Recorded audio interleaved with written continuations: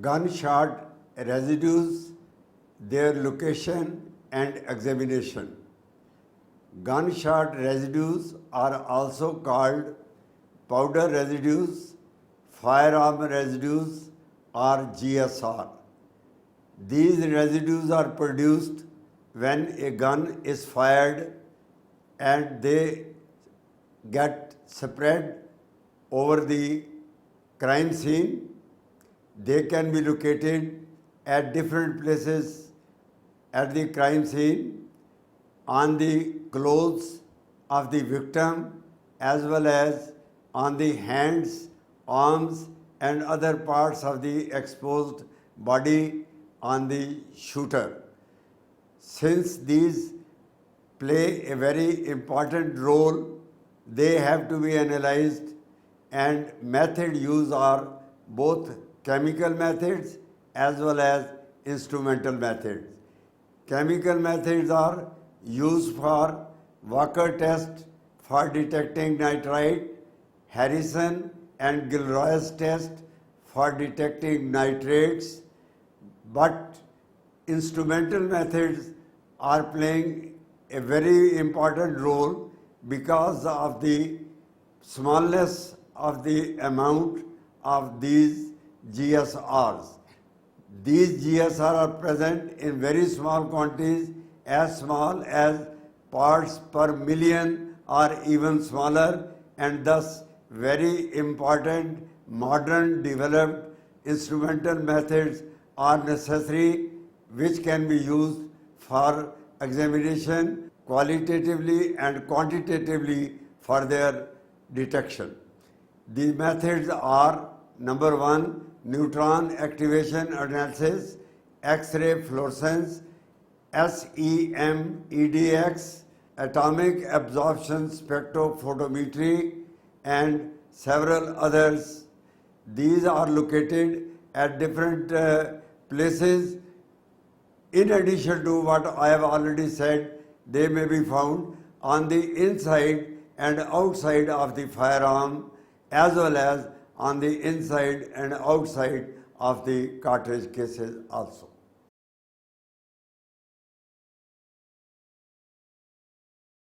Dear students, after studying this module, you shall be able to understand the concept of gunshot residue broadly, and you will come to know about its various components and different methods of collection. Along with it, you will learn and understand its importance in providing leads in investigative trials. Let me give you a brief introduction about gunshot residue first. Firstly comes mechanism of formation of gunshot residue. Gunshot residue, also referred to as cartridge case discharge residue or firearm discharge residue. These are unburned or partially burned particles, gases, non-volatile substances coming from primer, propellant, bullet, and firearm. These are visible and invisible depending on various factors. Their location, testing, and identification plays a very important part in the investigative trials, while absence of GSR can also give significant information. Now let me tell you areas of GSR deposition. GSR may be looked for on the hand, mainly present on thumb, trigger finger, and web of hand. On the clothes of the victim if the human being is the target. Intermediate targets may also have GSR depositions. Inside of cartridge cases and barrel may have GSR. In addition, outside surface of barrel can also be examined for gunshot residue. Along with it, fired projectiles may also be examined for gunshot residue. The presence of gunshot residue at the expected region of hands, arms, face, and clothes of the suspect also helps to ascertain whether he or she had actually fired the projectile or not. The firing of a weapon not only propels residue towards the target but also blows gunpowder and primer residue towards the shooter. Deposits of gunshot residue are also found on the web region of the hand. Now let us discuss about production of gunshot residue depending on distant range and contact range. In the case of distant range firing, there will be no GSR like blackening, scorching, and tattooing, as well as metallic chips around the hole of entrance. All of them will not appear and remain absent.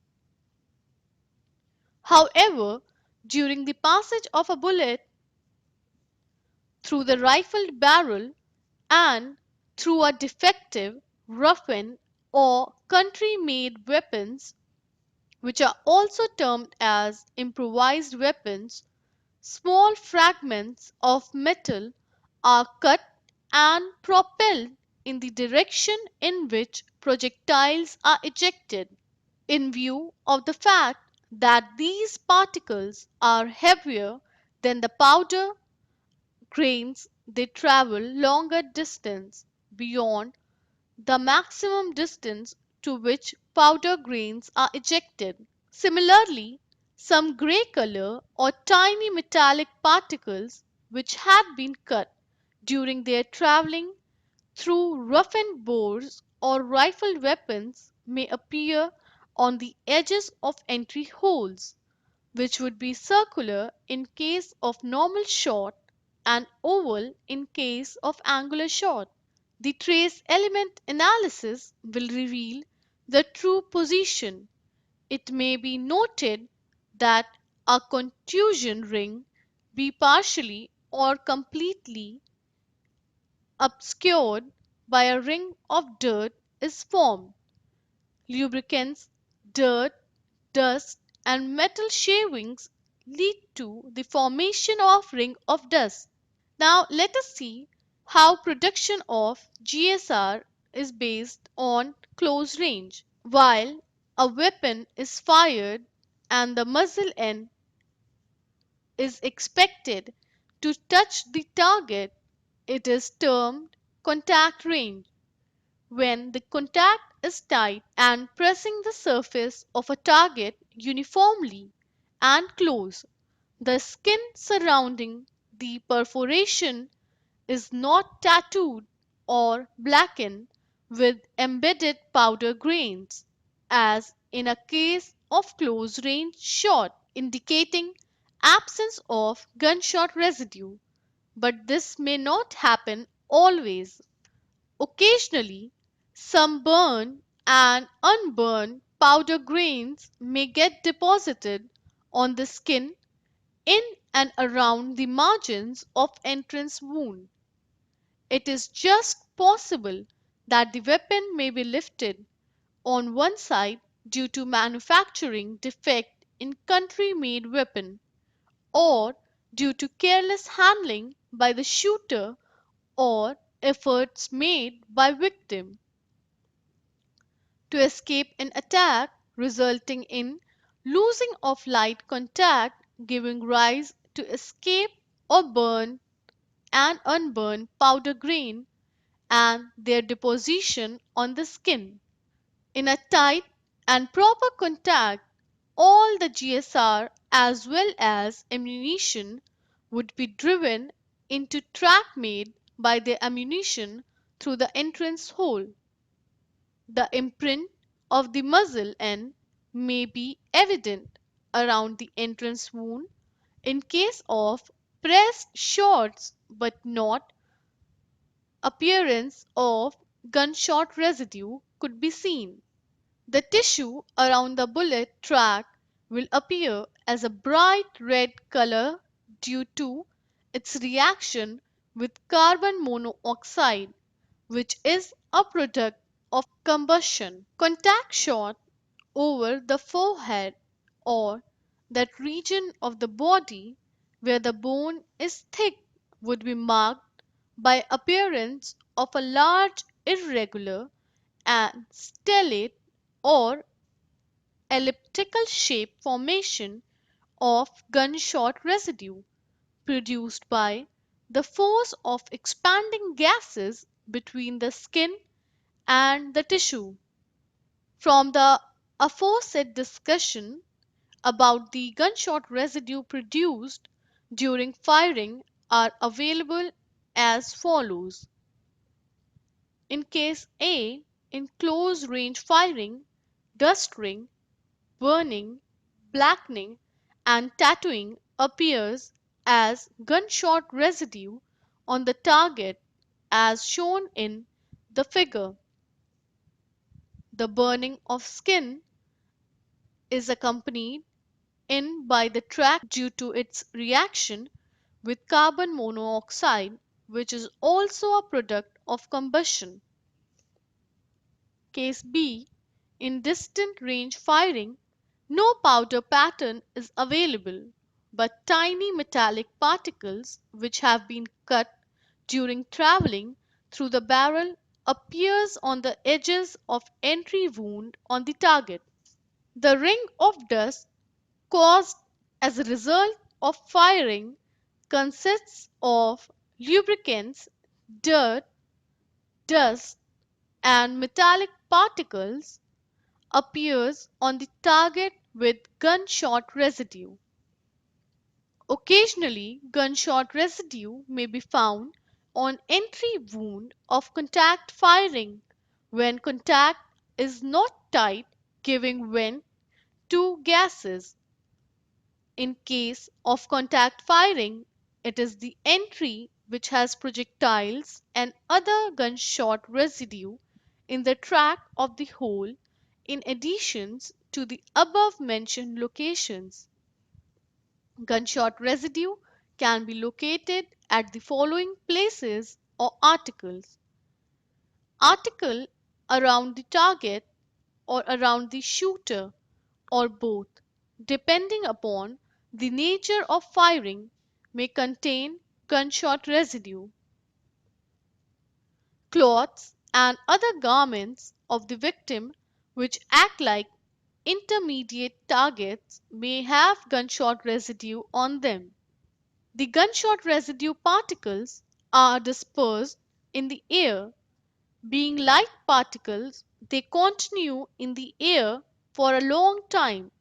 They may be transferred to a surface which comes in contact with air or surface which already has gunshot residue. Intermediate targets other than cloths may also have gunshot residue when a projectile hits a glass window pane or a wooden door. The holes created by a bullet in a glass pane or wooden door would carry specially the gunshot residue, load particles, and many other depending on the cartridge case and primer. Gunshot residue, classification and composition. Composition, classification, production, and nature of gunshots residue is very complex, and their composition depends on several factors like composition of propellants and primers, composition of projectiles, composition of barrel, and barrel fouling. Let us see composition of propellants and primers first. Black powder. Black powder is the oldest recorded propellant invented by Chinese around the 10th century. It has the following composition: potassium nitrate, also known as saltpeter, 75%, finely divided particles of charcoal, 15%, sulfur, 10%. Saltpeter furnishes the oxygen while the charcoal and sulfur are the fuels. Black powder produces a lot of smoke that could easily reveal the position of the shooter. Smokeless powder. Smokeless powder was developed in the late 19th century to replace black powder as a propellant in weapons, as smokeless powder are for more energetic propellant per unit weight. There are two varieties: single base and double base. The basic components of the smokeless powder are nitroglycerin and nitrocellulose, also known as gun cotton. Nitrocellulose is used alone or in combination with nitroglycerin to form smokeless powders. The former is called single base powder and the latter double base powder. Cordite and modified cordite are double base powders. Some smokeless powder is an intimate mixture of nitrocellulose, potassium nitrate, charcoal, and sulfur in the approximate ratio of 20:60 is to 12 is to 8. Now let me tell you about primer. In the modern primer, mercury fulminate has been replaced. The type of primer being used now in India has the following composition: lead stiffenate 32 to 42%, antimony sulfide 13 to 17%, barium nitrate 27 to 37%, PETN 4 to 6%, tetracene 3 to 5%, and aluminium 6 to 8%. Now, inorganic components of smokeless powder.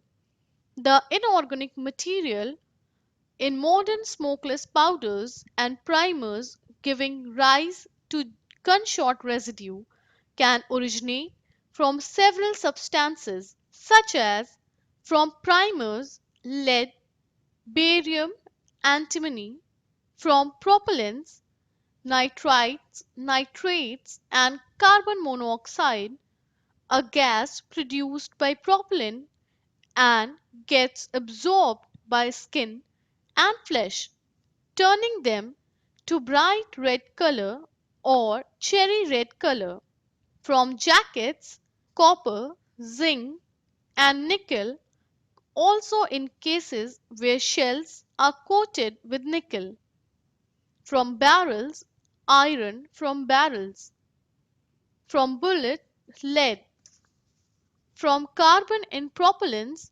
particles of carbon.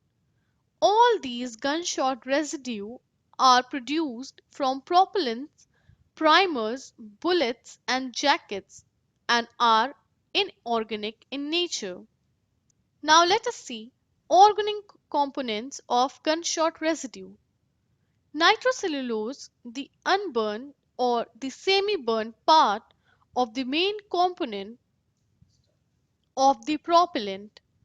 Lubricants used for lubricating bullets are organic in nature and appear as gunshot residue.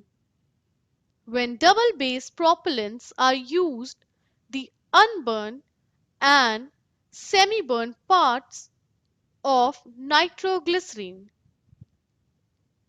Organic materials used as plasticizers are also detected as gunshot residue. Now let us discuss collection of gunshot residue. The gunshot residue can be collected by several methods. Some of them will be briefly described here.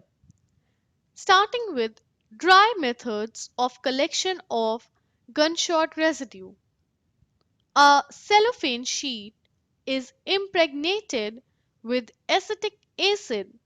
After impregnation, the same is pressed against the side. It will pick up bad particles. Use of adhesive tapes. An inert adhesive tape or an adhesive aluminum tape is pressed against the side bearing the GSR many a times to pick up the desired gunshot residue, which can then be subsequently selected for examination. A solution of cellulose acetate is applied bearing the gunshot residue. When it gets dried up, it may be peeled off and the gunshot residues will be picked up by the cast. The side bearing the powder marks is sprayed with a colloidal solution. The film is reinforced with nylon fibers. The reformed film that picks up the gunshot residue is peeled off on drying. The residues in the barrel are collected by washing the same with hot distilled water. The washings are tested for constituents of the gunpowder residues.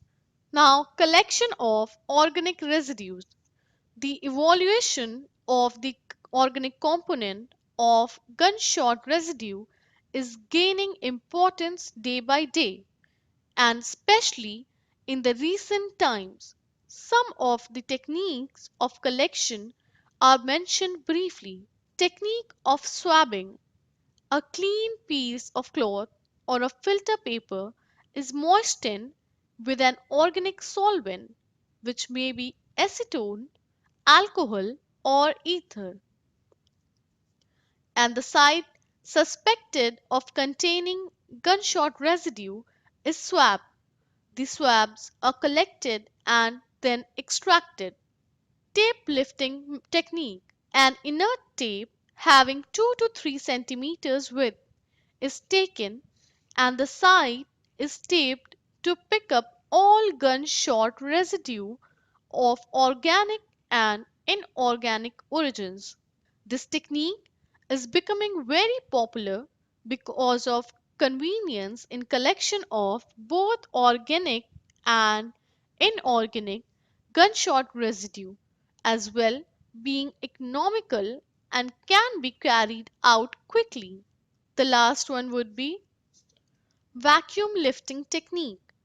This technique is especially suitable for collecting of gunshot residue from clothes. The material deposited on the filter dust is extracted with a suitable solvent for further processing. Sometimes the lack of color contrast between the powder and the garment or presence of heavily encrusted deposits of blood can obscure the visual detection of gunpowder. Often as infrared photographs of suspect area on the garment overcomes such the problem. Dear students, now let us summarize this chapter. In this chapter, I have told you that gunshot residues or GSR are also known as firearm discharge residues. The location, testing and identification of GSR play a very important role in the investigative trials, while its absence also give significant information. GSR particles detection helps in the bullet holes identification, and the GSR particle dispersion patterns help in estimation of range of fire.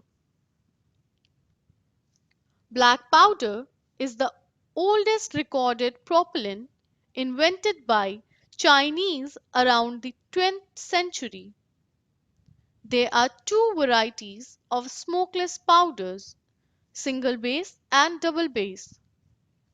We have also come to know that the basic component of the smokeless powder are nitroglycerine and nitrocellulose.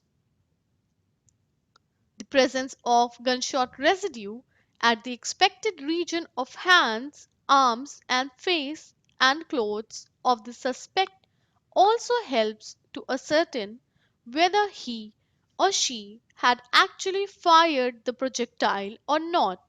And we have learned in this chapter that in the case of distant range firing, there will be no gunshot residue like blackening, scorching, and tattooing, as well as metallic chips around the hole of entrance. All of them will not appear and remain absent.